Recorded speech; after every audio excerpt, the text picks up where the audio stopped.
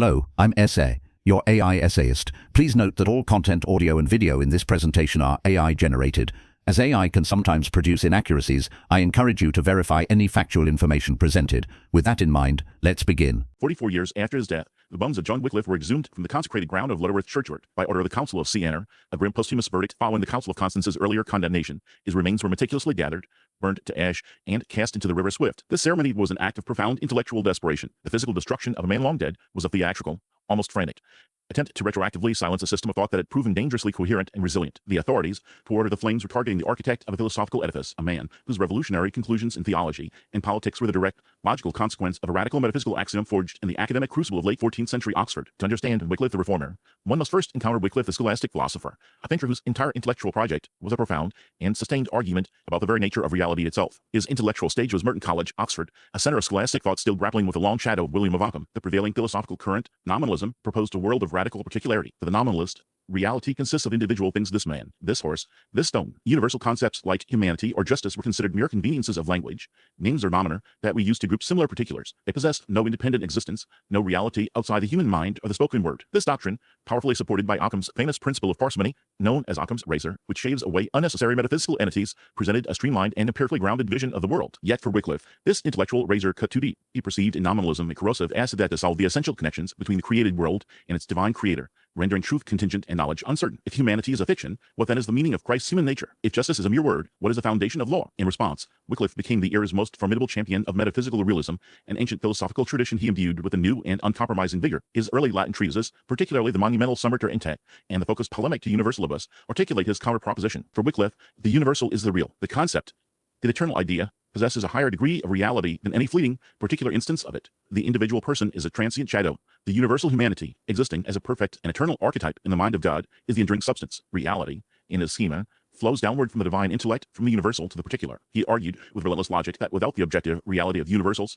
rational discourse itself collapses. The proposition Socrates is a man derives its truth from the real participation of the individual, Socrates, in the eternal, real, universal man. Without that universal reality, the statement becomes an empty sound, signifying nothing. Ontological simplicity, the great virtue of Occam's system, was for Wycliffe a poor substitute for metaphysical truth and the epistemological anchor it provided. This philosophical stance was a conscious and deeply researched revival of an older intellectual lineage. Wycliffe's primary source and inspiration was Augustine of Hippo. He absorbed Augustine's Neoplatonic framework whole, identifying the Platonic forms with the creative ideas in the mind of God. This Augustinian realism became the bedrock of his entire system. From Augustine, he also inherited a powerful conception of divine predestination, a theological doctrine that resonated perfectly with his metaphysical determinism. If all reality is a participation in eternal ideas held by God, then the course of history and the fate of every soul are likewise contained within that divine, omniscient mind. Within the more immediate Oxford tradition, Wycliffe found crucial support in the works of two 13th century intellectual giants. He drew heavily from Robert Grosseteste, the first chancellor of the university, whose metaphysics of light depicted a cosmos where divine illumination acts as the principle of all being and intelligibility. Grosseteste's Platonism provided a model of a hierarchical reality emanating from a single divine source, a model Wycliffe would adapt for his own purposes. He also found a powerful logical engine in the work of Thomas Bradwardine, the Doctor Profundus. Bradwardine's masterpiece, To Corsure de Contra Pelagium, The Cause of God Against the Pelagians, was a mathematically rigorous defense of divine omnipotence and determinism. Bradwardine had argued that every future contingent event is known and willed by God. Wycliffe took this theological determinism and generalized it into a universal principle. The same divine necessity that governs salvation in Bradwardine's system must, for Wycliffe, also govern the structure of being and the legitimacy of all earthly authority. This deep philosophical grounding in an uncompromising realism is the essential key to unlocking all of Wycliffe's later, more famous work. His arguments were rarely ad hoc attacks on specific church abuses. They were systematic deductions from his core metaphysical principles. The man whose bones were burned and scattered was condemned for conclusions that followed with what he saw as irrefutable logic from his initial premise about the nature of a divinely ordered reality. Having established that truth and being reside in the eternal and universal ideas of God, he would next turn his formidable intellect to oppress in particular the nature of power, ownership, and the immense temporal wealth of the church. He would construct a political theory of breathtaking audacity, a theory of dominion founded entirely on grace, which threatened to redraw the map of power in medieval Europe. This philosophical conviction that ultimate reality was divine and universal compelled a radical re-examination of all earthly arrangements, especially the vast material possessions of an institution claiming divine sanction. The immense temporal power of the 14th century church presented a profound contradiction to its spiritual mission. With the papacy residing in Avignon, its fiscal machinery extended across Europe, levying taxes with an efficiency that secular rulers could only envy. In England, this continuous drain of wealth to a foreign court, coupled with the ostentatious riches of its own bishops and monastic orders, fostered deep resentment within the lay aristocracy and the commons. The problem was both practical and philosophical. What was a legitimate basis for the church, an institution founded on Christ's poverty, to hold such vast terrestrial power and property? It was into this charged environment that Wycliffe deployed his logic, constructing a theory of political legitimacy so explosive it threatened to shatter the medieval synthesis of spiritual and temporal authority. His work, however, emerged from a pre-existing stream of academic debate. He drew significantly from the intellectual legacy of Richard Fitzralph, the Archbishop of Armagh, whose treatise De Corpore Salvatoris had already explored the relationship between divine grace and rightful dominion. Fitz-Ralph had argued that dominion, or the right to rule and own, was contingent upon the state of the soul. Wycliffe seized upon this foundational concept and amplified it with the full force of his metaphysical realism, transforming a scholastic argument into a revolutionary political program. Where Fitz-Ralph had been circumspect, Wycliffe was uncompromising, pushing the logic to its ultimate, earth-shaking conclusion in his monumental works on the subject Principia de Civili Dominio, or on civil dominion. The argument Wycliffe constructs is a masterpiece of systematic deduction, proceeding from an unassailable theological premise. First, all authority and ownership derive directly from God, the supreme overlord of creation. Every king, lord, and prelate on earth holds his position and possessions as a fief, a temporary grant from this ultimate sovereign. Consequently, human dominion is a form of stewardship, a loan whose terms are dictated by the lender. The second step in his logic defines the terms of this divine contract. The essential title deed, the sole criterion for the legitimate holding of this loan, is a state of grace. A soul in communion with God, free from mortal sin, possesses the divine warrant to exercise authority and enjoy property. Grace is the metaphysical foundation of all rightful power. From these premises, the devastating conclusion follows with what Wycliffe saw as ineluctable certainty. Any individual in a state of mortal sin has fundamentally violated the terms of their divine grant. By cutting themselves off from God through sin, they automatically forfeit their title deed. Their dominion, whether it be the authority of a pope or the property of a bishop, ceases to be legitimate and becomes mere usurpation. A sinful cleric, in this view, is a spiritual outlaw who has lost all right to the wealth and office he holds. This led to his final, most politically potent proposition: the secular arm of government, the civil dominion of kings and lords, is itself an institution ordained by God to maintain justice and order. Therefore, it possesses the divine mandate, indeed the solemn duty, to dispossess a corrupt and sinful clergy of its temporalities. The state was empowered to perform a grand act of repossession on God's behalf, stripping the church of wealth it held legitimately and redirecting it for the common good. This was a theory of breathtaking scope. It effectively made the spiritual condition of a ruler the basis of his political legitimacy, a standard that few, if any, could confidently claim to meet. It was an intellectual framework that gave the English crown and aristocracy a powerful theological and philosophical justification for policies they already desired for pragmatic reasons. The doctrine of dominion by grace provided a high-minded rationale for anti-clerical legislation and the potential confiscation of ecclesiastical lands, a prospect that was exceedingly attractive to a perpetually cash-strapped monarchy and a land-hungry nobility. It was a conclusion that, with an almost delightful historical irony, aligned perfectly with the ambitions of the most powerful figures in the realm. The theory's immediate translation from the lecture halls of Oxford to the corridors of power became spectacularly clear in February 1, 377. Wycliffe was summoned to appear at St. Paul's Cathedral in London to answer for his dangerous teachings before an assembly of bishops, led by the formidable William Courtenay, Bishop of London. An Oxford master appearing before an episcopal tribunal was a common enough scene. What was extraordinary was Wycliffe's retinue. He arrived flanked by John of Gaunt, Duke of Lancaster, the king's son and the effective ruler of England, alongside Lord Percy, the Earl Marshal of England. Gaunt's purpose was transparent. He was using Wycliffe, the kingdom's foremost academic, as an intellectual shield and a political weapon in his ongoing power struggle with the wealthy and influential bishops, particularly Courtenay. The inquiry dissolved into chaos before it even began, with Gaunt and Bishop Courtenay exchanging furious insults and the London mob, which despised Gaunt, erupting in a riot. The proceedings collapsed and Wycliffe walked away untouched. The event, while a procedural farce, was a profound demonstration of the doctrine's real-world impact. John of Gaunt and the anti-clerical party in Parliament had found their champion. They may have possessed little patience for the intricate metaphysics of grace and sin, but they fully grasped the utility of the conclusion. Wycliffe's arguments provided the intellectual ammunition to resist papal demands for tribute and to float proposals for the seizure of church property to fund the war with France. The direct influence was palpable. A philosopher's abstract theory on divine right was being wielded as a practical tool of statecraft by the most powerful magnate in England. Wycliffe had handed the secular state a key to unlock the church's vast treasury. This challenge to the church's material wealth was profound, yet his relentless application of philosophical first principles would soon lead him to question something far more central to its spiritual authority. He would move from the politics of property to the metaphysics of the altar, confronting the core doctrine of the Eucharist with a logic that would leave him isolated and seal his fate as a heretic. The challenge to ecclesiastical property,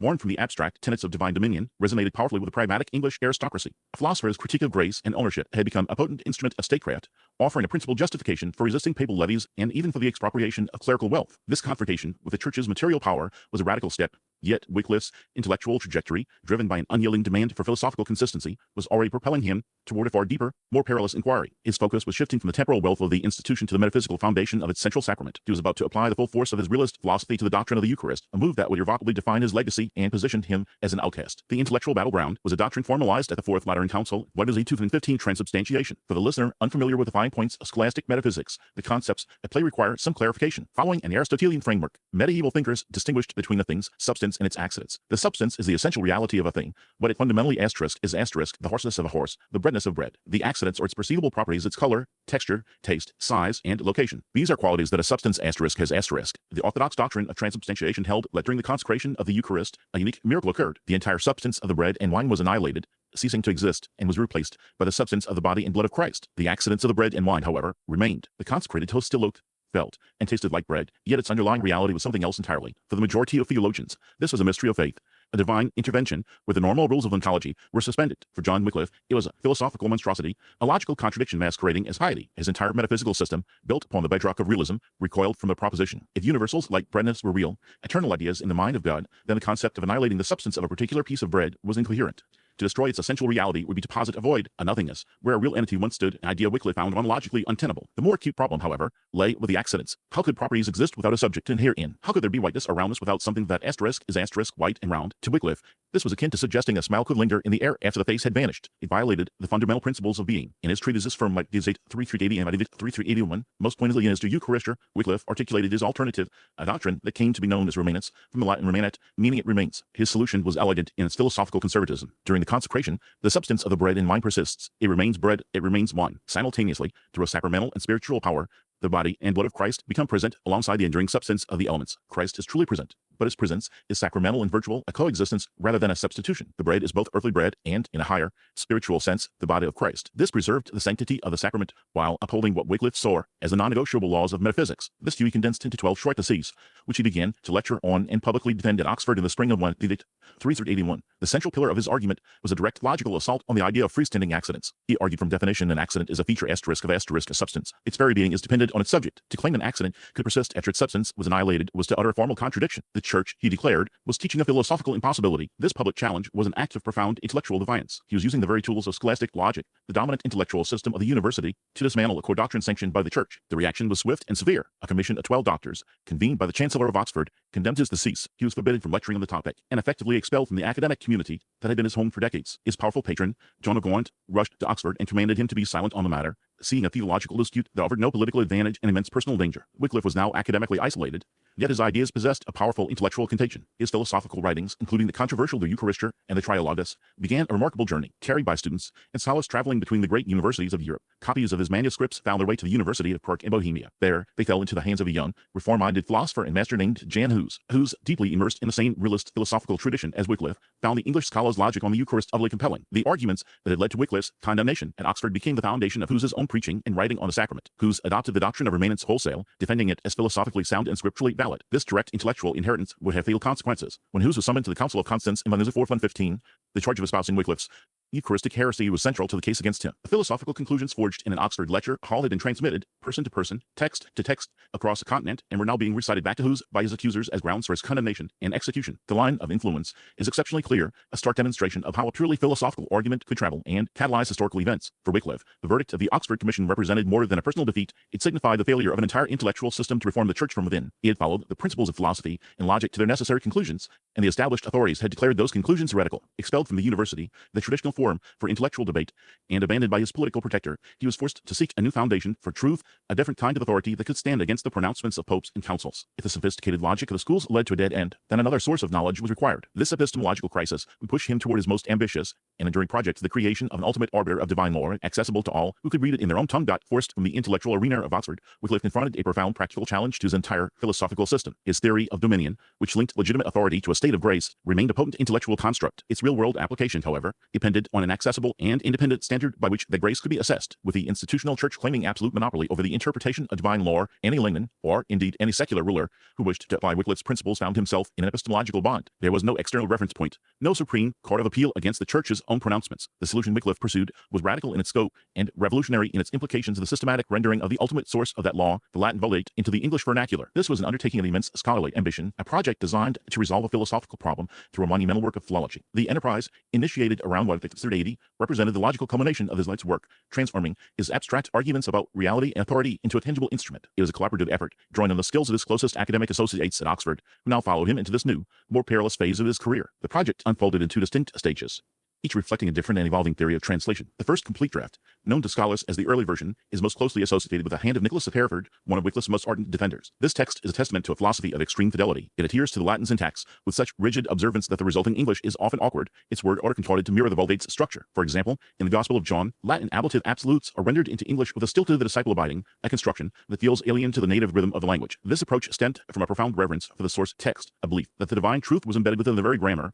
and sequence of the sacred Latin. The goal was a perfect one-to-one mapping a lexical and syntactical photograph of the original. This initial effort, while a monumental achievement in its own right, soon revealed its limitations. A text that required a deep familiarity with Latin grammar to be fully understood by an English reader could hardly serve as the clear, unambiguous standard Wycliffe's system required. This realization prompted the creation of a later version, a comprehensive revision undertaken after Wycliffe's death, primarily by his secretary and disciple, John Purvey. This second text embodies a far more sophisticated and modern understanding of translation. Its guiding principle was what modern theorists would call functional equivalence. Purvey and his collaborators sought to render the asterisk meaning asterisk of the Latin, its sense and force, into clear, idiomatic English. The objective was comprehension for the English reader, even if it required departing from the literal word order of the Vulgate. A comparison of the two versions reveals this methodological evolution with striking clarity. Consider the opening of the Lord's Prayer in the Gospel of Matthew. The early version, slavishly following the Latin Pater Noster, Quies and Caeles, reads, Aura fatia that art in huines. The later version revises this to the more natural and enduring phrasing, Aura fatia which art in huines, and consistently makes similar choices throughout, smoothing out awkward Latinisms and finding English equivalents that capture the spirit of the text. This shift from Hereford's rigid literalism to Purvey's dynamic equivalence marks a pivotal moment in the history of English prose. The team was developing,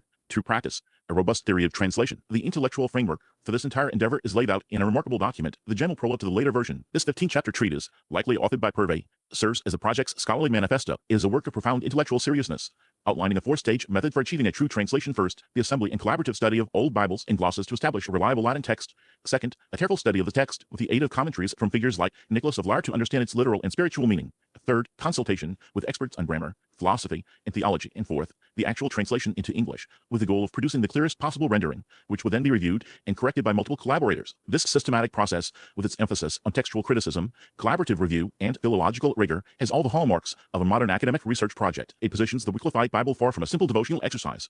It was a work of advanced scholarship, designed to create an authoritative text that could withstand the most intense intellectual scrutiny. The project's very existence was a direct challenge to ecclesiastical authority, predicated on the idea that the literate laity were capable of interpreting Scripture for themselves. It implicitly transferred the locus of authority from the institution of the Church to the authenticated text itself. The direct influence of this work on English intellectual life was immediate and profound. It provided the foundational text for the burgeoning Lollard movement, giving Wycliffe's followers a concrete tool for their preaching and teaching. More enduringly, it established a powerful precedent. A century and a half later, when William Tyndale embarked on his own translation, he was building upon the intellectual and linguistic foundations laid by Wycliffe's circle. Tyndale, working from the original Greek and Hebrew, would surpass the Wycliffite versions in scholarly accuracy and literary grace, but his conviction that the English people had a right to the Scriptures in their own tongue was an echo of the argument Wycliffe had made through his philosophical system and enacted through this great scholarly project. The Wycliffite Bible was the ultimate application of his philosophical realism that sought to make the universal, divine law a particular, and accessible reality for the English reader, creating an epistemological tool with the power to reshape a nation's relationship with language, knowledge, and authority. The translation of Scripture into the vernacular provided the very fuel for the intellectual firestorm Wycliffe had ignited. In the hands of his closest academic colleagues,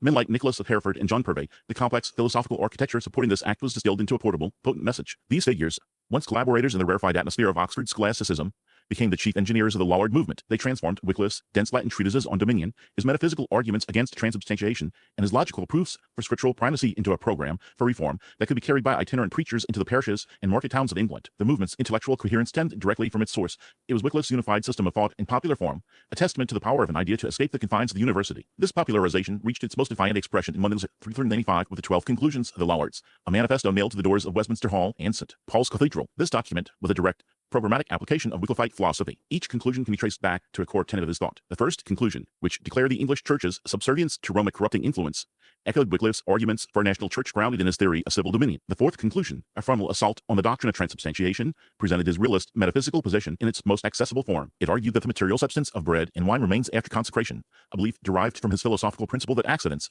like the appearance and taste of bread, could have a real existence apart from their original substance. The Lollard argument was a simplified echo of Wycliffe's own sophisticated critique in works like the Trialogus. Furthermore, the conclusions condemning clerical celibacy, prayers for the dead, and the veneration of images all stemmed from a single, unifying Wycliffite principle of the absolute sufficiency and authority of Scripture. If a practice lacked a clear warrant in the biblical text, it was deemed a human invention, a superfluous accretion that obscured the pure, universal law of God. The 12 conclusions represented the weaponization of Wycliffe's epistemology. It was a practical demonstration of how his demand for logical consistency and textual fidelity could be used to systematically dismantle the theological and institutional edifice of the medieval church. The document was less a list of grievances and more a series of logical deductions from a coherent philosophical worldview. The potency of this systematic critique was felt far beyond the shores of England. Wycliffe's writings, carried by students and diplomats, found a remarkably fertile ground in Bohemia. where they profoundly shaped the reformist movement at the University of Prague. They landed in the hands of Jan Hus, a scholar and preacher who saw in Wycliffe's work a powerful intellectual framework for his own reformist ambitions. Hus adopted Wycliffe's philosophical realism, his ecclesiology, and his emphasis on scripture with such fidelity that his opponents frequently condemned him as a mere parrot of the English heretic. When Hus was summoned to the Council of Constance in 1415,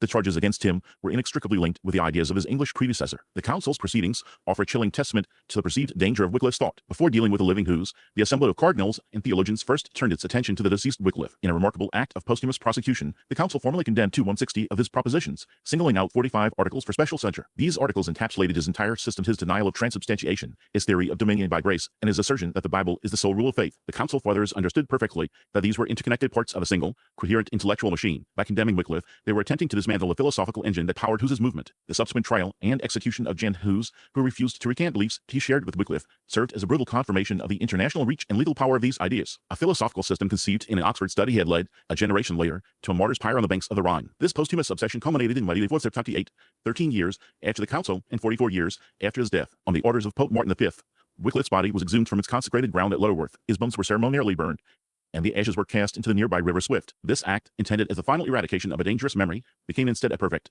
if unintended, metaphor for his legacy. It was a graphic admission that his influence was an intellectual contagion, an idea that could be contained by physical means. The authorities could burn his books and his bones, but they were powerless against the logical force of the system he had constructed. Ultimately, John Wycliffe's enduring significance lies in this demonstration of philosophy as a tool of revolutionary power. He stands as a pivotal figure who harnessed the intricate machinery of late medieval scholasticism, particularly metaphysical realism, and aimed it directly at the foundations of institutional authority. He argued with relentless consistency that reality, truth, and moral legitimacy were universal principles accessible through reason and text, to which all human institutions, including the church and the crown, must be held accountable. He forged a system where logic was a moral imperative and intellectual inquiry a sacred duty. The flames that consumed his remains at the river's edge failed to extinguish the central proposition he championed, that a rigorous, systematic quest for truth could deconstruct the most entrenched forms of power. The river carried his ashes to the sea, and in a similar way, the current of history carried his intellectual challenge across the world, an uncontainable idea whose ripples continue to shape our understanding of the relationship between knowledge, power, and dissent. We really appreciate you tuning in to this AI-powered presentation.